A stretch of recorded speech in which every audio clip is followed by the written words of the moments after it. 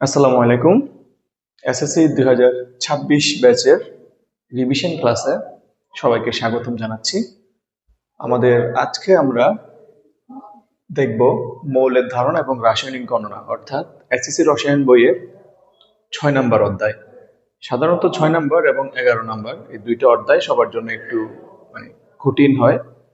ওই কারণে আমি ভাবলাম এটা আমার প্রথম ক্লাস এসএসসি বই নিয়ে। আমি ভাবলাম এই দুইটা চ্যাপ্টার নিয়ে শুরু করি। তো আপনারা সাথে থাকেন, ইনশাল্লাহ আমরা এটা শেষ করে চ্যাপ্টার 11 আমরা রিভিশন করব খুব কম সময়ের মধ্যে। আর আমি একটু সরি যে আজকে আমার রুমের বাইরে একটু নয়েজ আছে। আপনারা অবশ্যই যদি সম্ভব হয় আপনারা হেডফোন দিয়ে ক্লাসটা করার চেষ্টা করবেন, আর আপনাদের ফিডব্যাক কমেন্টসে জানাবেন। শুরুতে আমরা এখানে মৌল সম্পর্কে ধারণা জানব। মৌল সাধারণত কোনো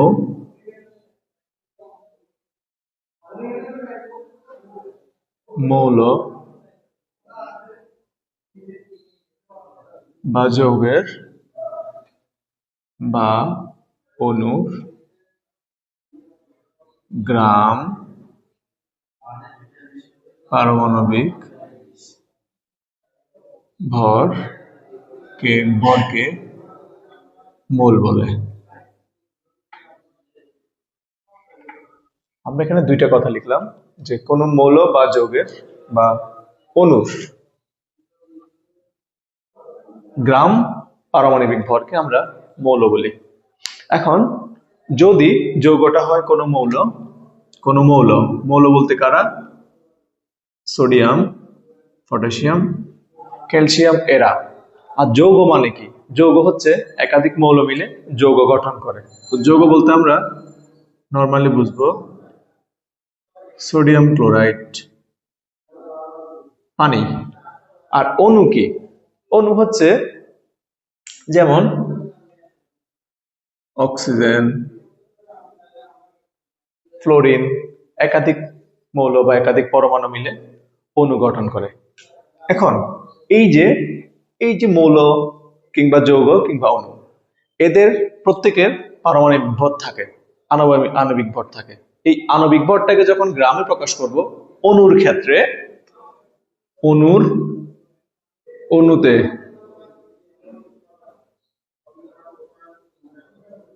আণবিক ভরকে গ্রাম এককে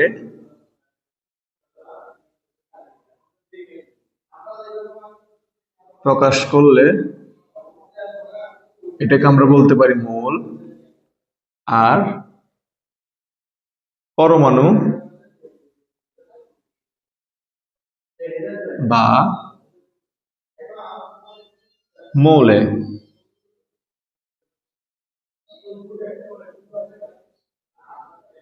পারমাণবিক ভরকে গ্রাম এককে প্রকাশ করলে আমরা এটাকে বলবো মোল। তো মৌলের আরো ভিন্ন ভিন্ন সংজ্ঞা আছে, আমরা আগে প্রাথমিক বেসিকটা জেনে নিই। তাহলে আমরা যদি এখানে সোডিয়াম নেই, সোডিয়াম এটা একটা পরমাণু বা মৌল। তো এর ভর কত? এর ভর হচ্ছে 23, শুধু ভর 23।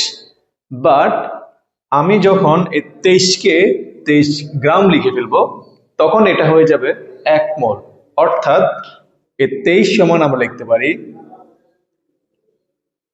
1 মোল সোডিয়াম। একইভাবে আমরা ক্যালসিয়ামের জন্য 1 মোল সমান কি লিখতে পারি? ক্যালসিয়ামটা যেহেতু পরমাণু, এটার পারমাণবিক ভর 40। তাহলে আমরা এই যে 40 লিখলাম, লিখে এটাকে আমরা গ্রাম এককে প্রকাশ করব, তখন এটা হয়ে যাবে আমাদের 1 মোল ক্যালসিয়াম। ক্যালসিয়ামের পর আমরা যদি যৌগের ক্ষেত্রে দেখি সোডিয়াম ক্লোরাইড, তাহলে এখানে দেখি সোডিয়াম ক্লোরাইড এটা একটা যৌগ। কেন? কারণ এটা একাধিক পরমাণু নিয়ে গঠিত। তাহলে এটার 1 মোল সমান কি হবে? তাহলে এটার ক্ষেত্রে আমরা কি বের করব? এটা যেহেতু একটা যৌগ অণু, বা এখানে যৌগতে লিখতে পারেন, যৌগতে, তাহলে এটার হবে আণবিক ভর। তাহলে আমরা এটার আণবিক ভর বের করি।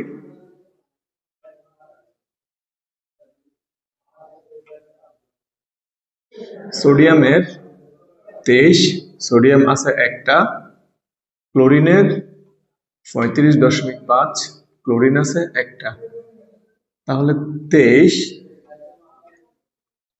35.5, 58.5। তাহলে সোডিয়াম ক্লোরাইডের আণবিক ভর কত? 58.5। তাহলে আমরা 1 মোল সোডিয়াম ক্লোরাইড সমান 58.5 গ্রাম বলতে পারি। এখন আমাদের আবার আছে অণু। তো অণুর ক্ষেত্রে আর আসলে অত ঝামেলা নাই। আমরা অক্সিজেনের জন্য যদি আমরা বের করি, অক্সিজেনের জন্য আণবিক ভরটা বের করে ফেলবো। আণবিক ভর, একটা অক্সিজেনের ভর 16, এখানে অক্সিজেন আছে দুইটা, 16 দুগুণে 32। সুতরাং এটাকে যখন আমরা মোল লিখবো, যে 1 মোল অক্সিজেন সমান কত, তাহলে আমরা এটা যেহেতু অণু, মানে অণুর ক্ষেত্রে আমরা কি লিখবো? অণুর ক্ষেত্রে আমরা লিখবো আণবিক ভর। তাহলে আমরা লিখবো এটার আণবিক ভর আমরা কত বের করলাম? 32, সিম্পলি 32 গ্রাম।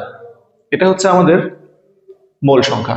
এটা আমরা একটু সামারি যদি করি, যে কোনো মোল বা যৌগের গ্রাম পারমাণবিক ভর অথবা গ্রাম আণবিক ভরকে আমরা বলবো 1 মোল। তাহলে অণুর বা যৌগতে যৌগের আণবিক ভরকে আমরা যদি গ্রামে প্রকাশ করি, সেটা হবে আমার মোল। আর পরমাণু বা মৌল হলে পারমাণবিক ভরকে আমরা গ্রামে প্রকাশ করবো, তাহলে আমরা পাবো মোল। আমরা এখানে কিছু এক্সাম্পল দেখলাম। অ্যাভোগাড্রো বলছেন যে কোনো মৌলের, কোনো যৌগের বা কোনো পরমাণুর বা কোনো অণুর 1 মোলে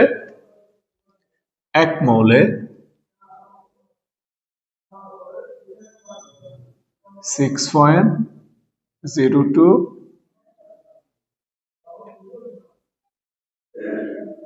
3 into 10 to the power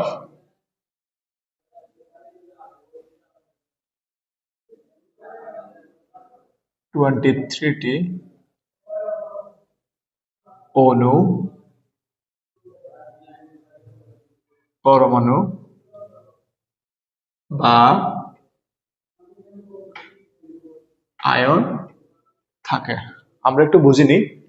Avogadro বলছে কোন যৌগের 1 মৌলে এই যে এত সংখ্যক অণু, পরমাণু বা আয়ন থাকে, এটার আসলে মিনিং কি? তো মিনিংটা আসলে খুবই সিম্পল।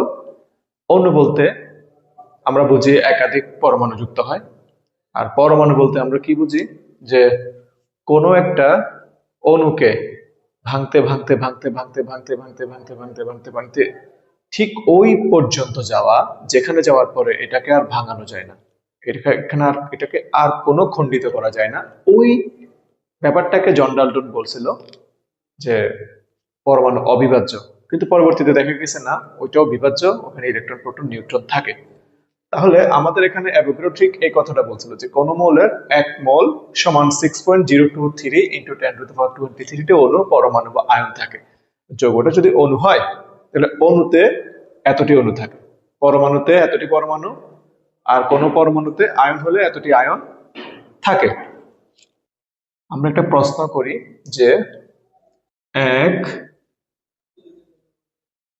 মোল কার্বন সমান, আমরা একটু আগে বলছিলাম যে কোনো একটা পরমাণু পারমাণবিক ভরকে যদি আমরা গ্রামে প্রকাশ করি, সেটাই তার মোল।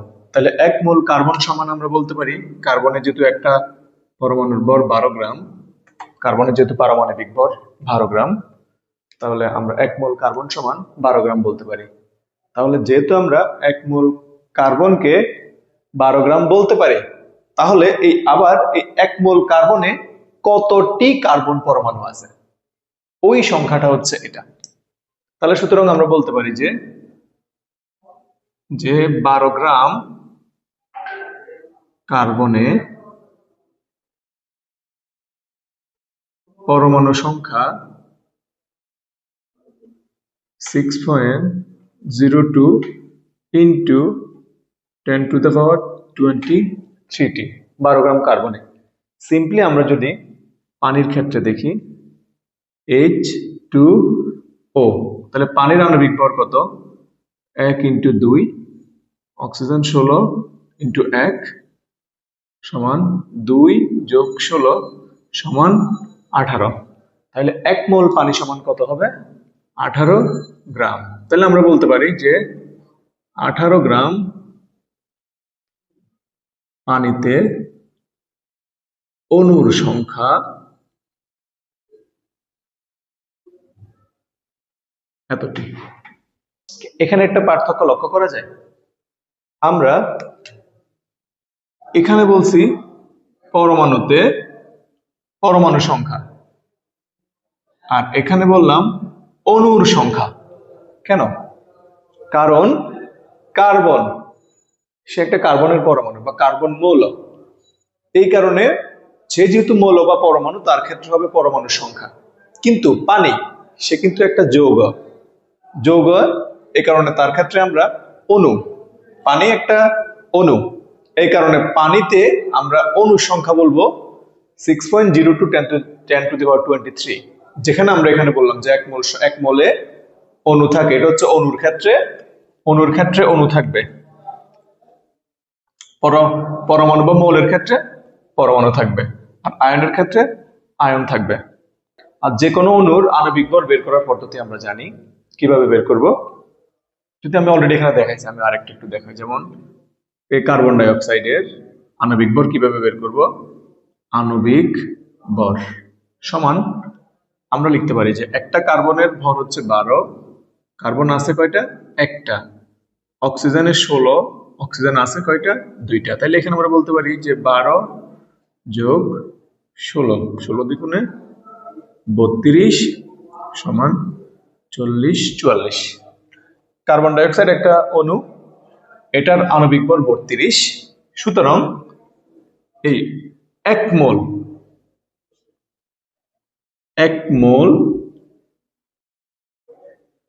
কার্বন ডাই অক্সাইড সমান আমরা লিখতে পারি যে 44 গ্রাম carbon die oxide.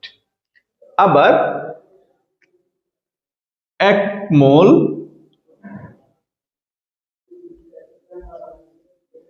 Carbon die অক্সাইডে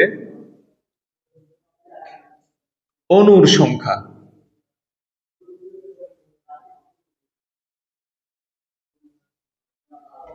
6.02 10⁻23। তাহলে আমরা দেখি যে 1 মোল কার্বন ডাই অক্সাইড সমান 44 গ্রাম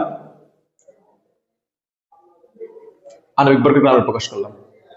আবার 1 মোল কার্বন ডাই অক্সাইডে অ্যাভোগাড্রোর সূত্র অনুযায়ী অণু থাকে কতটি? যেহেতু এটা একটা অণু, এই কারণে এখানে অণুর সংখ্যা 6.02 10⁻23। তাহলে এখানেও মোল সমান এটা, এখানেও মোল সমান এটা। তাহলে কি আমরা বলতে পারি যে 44 গ্রাম কার্বন ডাই অক্সাইডে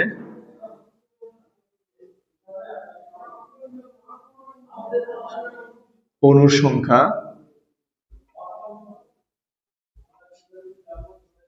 এটা বলতে পারি কিনা? পারি। তেমনি ভাবে আমরা পানির ক্ষেত্রে লিখতে পারি যে 18 গ্রাম পানিতে অণু 6.02 10⁻23। তাহলে এখানে আমরা 44 গ্রাম কার্বন ডাই অক্সাইডের অণুর সংখ্যা এতটি।